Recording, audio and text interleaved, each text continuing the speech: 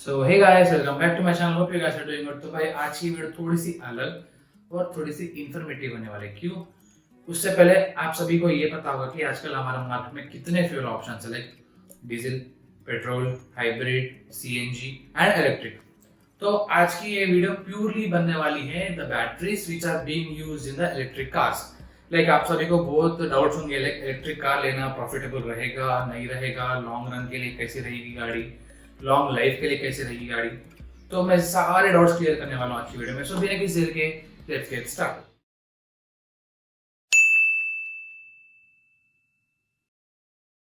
तो भाई basically electric cars को मैन्युफैक्चर करने के लिए टू टाइप्स ऑफ बैटरीज का इस्तेमाल किया जाता है, जो कि एलएफपी एंड एनएमसी। एलएफपी का मतलब है lithium ion phosphate and NMC का मतलब है lithium nickel manganese cobalt oxide. तो भाई जो कंपनीज जो एलएफपी बैटरी का इस्तेमाल करती है वो है टाटा मोटर्स, वोक्सवैगन और बीवाईडी। और द कंपनीज जो कि एनएमसी बैटरीज का इस्तेमाल करती है वो है मर्सिडीज, बीएमडब्ल्यू, वोल्वो, किया and hyundai. So basically the performance oriented companies only uses NMC batteries. Like इनकी गाड़ियों में थोड़ा परफॉर्मेंस ज्यादा मिल जाता है आपको।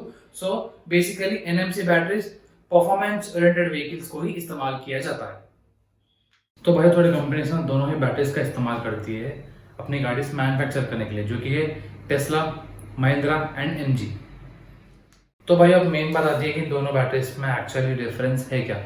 तो देखो बेसिकली इन बैटरीज में ज़्यादा मेजर डिफरेंस नहीं है, बट माइनर डिफरेंसेस है। लाइक हर कंपनी अपने अपने हिसाब से बैटरी ऑप्शन चूज करती है depending on their customers, their efficiency and their performance.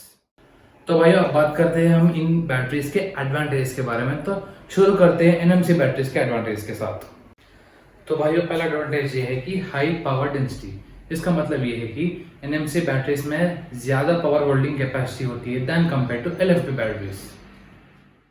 तो भाई दूसरा एडवांटेज ये है कि इसमें आपको बेटर पावर डिस्चार्ज मिलता है। जैसे कि आपको प्रीवियसली मैंने ये बताया कि NMC batteries are only use for performance oriented companies. Like high performance वाले गाड़ियों में एनएमसी बैटरीज का यूज करने से आपको हाई पिकअप मिल जाता है और हाई पावर डिलीवर कर पाता है बैटरी। तो भाई थर्ड एडवांटेज ये है कि लो टेम्परेचर एफिशिएंसी। इसका मतलब लोअर टेम्परेचर्स में एनएमसी बैटरीज और भी ज़्यादा एफिशिएंट बन जाती है और भी ज़्यादा पावर डिलीवर करती है। तो भाई देखो एनएमसी का एडवांटेज तो गए, अब बात करते हैं एडवांटेज ऑफ एलएफपी। तो सबसे पहला एडवांटेज ये है कि longer life, longer battery life. इसका मतलब ये है सो मेनी चार्ज साइकिल्स। सो आपके मन में ये डाउट होगा कि भाई what is a charge cycle. So basically अगर आप एक गाड़ी को 100% चार्ज करके अगर आप उसे कंप्लीट ड्रेन आउट कर दोगे या 2-3% तक अगर ला दोगे और अगर आप फिर उसे 0 to 100% चार्ज करोगे तो इस कंप्लीट प्रोसेस को एक चार्ज साइकिल माना जाता है। तो इस तरह से आपको एलएफपी में सबसे ज़्यादा चार्ज साइकिल्स मिलते हैं देन कंपेयर टू एनएमसी। तो भैया नॉर्मली आपको एलएफपी बैटरीज में 2500 से 3000 तक चार्ज साइकिल्स मिल जाते हैं, where as compare to NMC we only get on an average of 1500 charge cycle, जो कि कंपैरेटिवली बहुत ही कम है। तो भाई एलएफपी का दूसरा एडवांटेज ये है कि इसमें आपको स्टेबल केमिकल स्टेबिलिटी मिल जाती है। जिसका मतलब ये है कि the chemical reactions which take place in the battery are more stable, efficient and better than compare to NMC batteries. तो भाई अब बात करते हैं द मेन जो कि है negative points about electric vehicle in the market. तो देखो भाई बहुत जने बोलते हैं कि भाई एक पुरानी टेक्नोलॉजी है वगैरह वगैरह, बट प्रेजेंट टेक्नोलॉजी जिसमें कि एनएमसी और एलएफपी बैटरीज का इस्तेमाल होता है उसके हिसाब से तो भाई गाड़ियां बहुत ही ज़्यादा एफिशिएंट, बहुत ही रिलायबल, बहुत ही पावरफुल है। इनफैक्ट अब वो आप लोगों के हाथ में है कि आपको लेनी कौन सी है, लाइक एलएफपी बैटरी वाली लेनी है, एनएमसी बैटरी वाली लेनी, लाइक डिपेंडिंग अपॉन आपका रनिंग, डिपेंडिंग अपॉन आपका परफॉर्मेंस। लाइक आपको अगर ज़्यादा परफॉर्मेंस ओरिएंटेड चाहिए तो आप एनएमसी वाले बैटरी वाली गाड़ी प्रेफर कर सकते हैं। नहीं आपको लॉन्ग लाइक बेसिकली आप कुछ भी प्रेफर कर सकते हैं आपके रिक्वायरमेंट के हिसाब से, बट ऐसा कोई बात नहीं है कि भाई एक पुरानी टेक्नोलॉजी है या कोई रिलायबल नहीं है, ऐसा कुछ भी नहीं है। तो भाई वो सेकंड मेन नेगेटिव पॉइंट है कि electric vehicle catches fire easily. तो भाई आप लोगों को एक फैक्ट बताऊं, तो अगर आप इलेक्ट्रिक व्हीकल को नॉर्मल अपने फ्यूल व्हीकल से कंपेयर करें तो normal fuel vehicles like diesel petrol के इंजन्स में ना कंबशन प्रोसेस होता है, इन विच वो when the combustion process takes place वो इंजन ना ऑलमोस्ट 800 टू 1000 डिग्री सेल्सियस तक अपना टेम्परेचर अटेन करता है, बट द कूलेंट जो गाड़ी में यूज होता है ना वो अपने इंजन टेम्परेचर को लेस देन 200 डिग्रीज को लेके आता है, ठीक है ना। Where as compare to electric vehicle में कंबशन प्रोसेस ही नहीं होता है। उसमें क्या है ना, एक इलेक्ट्रिक मोटर जो कि बैटरीज के थ्रू रन होती है, सिर्फ उतना ही, उसके अलावा कोई ऑप्शन नहीं है। एंड सेकंड मोस्ट पॉइंट ये है कि जब आप एक इलेक्ट्रिक व्हीकल को नॉर्मली चार्ज करते हो तो वो कोई सेल्स हीट अप नहीं करता है, बट वेराज अगर आप कोई फास्ट चार्जर यूज करते हो अगर आप अपने इलेक्ट्रिक व्हीकल को चार्ज करने के लिए, तो डेफिनेटली आपके बैटरीज के सेल्स हीट अप होते हैं। बट अगेन अब टेक्नोलॉजी ऐसी आ चुकी है कि उनमें भी कूलेंट होता है जो कि अपने सेल्स को कूल डाउन कर देता है।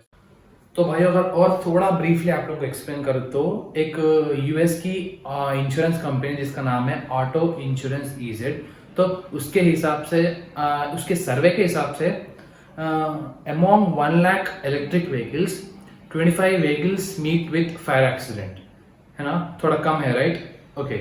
वेयर एज अगर टॉकिंग अबाउट पेट्रोल डीजल गाड़ियां तो almost 15-30 vehicles meet with fire accident, and talking about hybrid vehicles तो almost 34-74 vehicles meet with fire accident, जो कि एक्चुअली बहुत ही बड़ा नंबर है। देखो भाई अगर आपको सिंपली बताऊं तो एक्चुअल में the count of electric vehicle catching fire is lesser, very lesser than compare to the other. But वो हाईलाइट क्यों होती है? क्योंकि एक्चुअली मार्केट में जैसे कि ये टेक्नोलॉजी नहीं है तो people try to focus more about negatives than compare to its positive.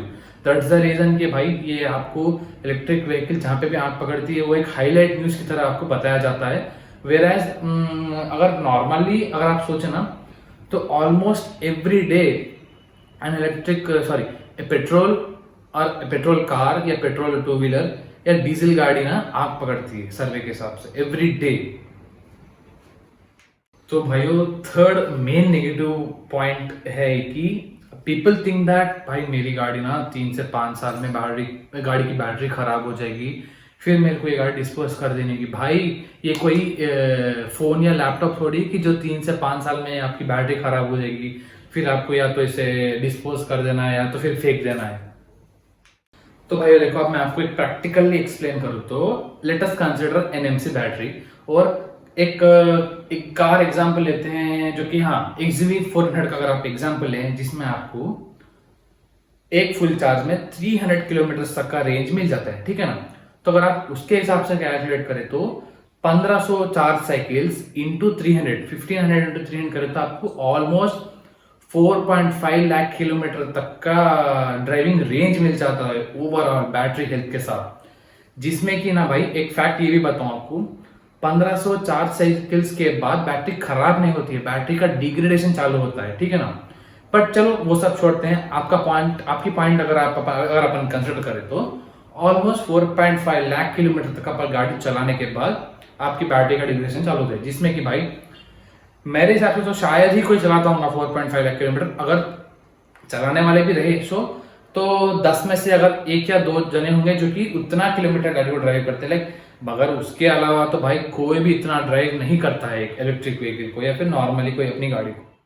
तो देखो भाई अब मैं आपको एक दूसरे पॉइंट ऑफ व्यू से बताऊं जिसमें कि लोग बोलते हैं कि देखो भाई मेरा रनिंग बहुत ही कम है, मैं गाड़ी बहुत कम चलाता हूं। तो अगर वो पॉइंट कंसिडर करें तो let us take an example of XUV 400 itself, जिसमें कि अगर 1 डे का रनिंग रहा 100 किलोमीटर तो आपको गाड़ी एवरी 3rd डे चार्ज करना पड़ेगा, ठीक है ना, क्योंकि 300 किलोमीटर का रेंज है आपको गाड़ी में।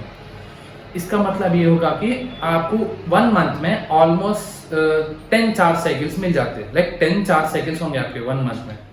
सो इन दैट केस अगर आप पूरे ईयर का कंसिडर करें तो आपको 120 चार्ज साइकिल्स पर ईयर रहेगा। इसका मतलब अगर आप पर डे 100 किलोमीटर चलाओगे ना तो भी आपका बैटरी लाइफ ऑलमोस्ट 12 ईयर्स तक आएगी, ठीक है ना।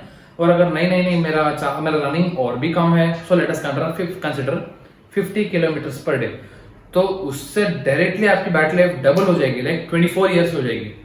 तो इन दैट केस मेरा तो यही मानना है कि बैटरी ना तो खराब होगी ना तो कोई और मेन नेगेटिव पॉइंट रहेगा रिगार्डिंग बैटरी की मेरी बैटरी नहीं चलाने से 4-5 ईयर्स में खराब हो जाएगी, या मेरे मैं इतने किलोमीटर चलाऊंगा तो खराब हो जाएगी वगैरह वगैरह। तो भाई देखो, इतने नेगेटिव पॉइंट्स इलेक्ट्रिक व्हीकल के ऊपर बताते हैं लोग, टेक्नोलॉजी के बेस्ड बताते हैं। तो आप लोगों को एक फैक्ट बताऊं, बाहरी कंट्री के एक बंदे ने ना अपनी टेस्ला मॉडल एस को ऑलमोस्ट 16 लाख किलोमीटर तक ड्राइव किया, जिसमें कि 12 लाख किलोमीटर तो भाई गाड़ी अपने ओरिजिनल बैटरी सेट पे ही चली है, उसके बाद उसने रिप्लेस करा दिया था। बट भाई इंडिया में तो किसी से भी पॉसिबल नहीं है वो। सो इन दैट केस देखो भाई, इस इलेक्ट्रिक व्हीकल के बारे में नेगेटिव बताना या उसके टेक्नोलॉजी को पुरानी बोलना तो कोई सेंस नहीं बनता है मेरे हिसाब से। तो भाई देखो, नेगेटिव पॉइंट्स तो अपने डिस्कस कर लिया बढ़िया से। तो अब बात करते हैं सबसे मेन क्वेश्चन की, जो कि सबके मन में होता है कि why should I buy an electric vehicle, ठीक है ना, कि प्रॉफिट क्या है। So let me explain. So costing of an electric vehicle is 1 to 1.5 rupees per kilometre अगर आपको घर में चार्ज करोगे तो।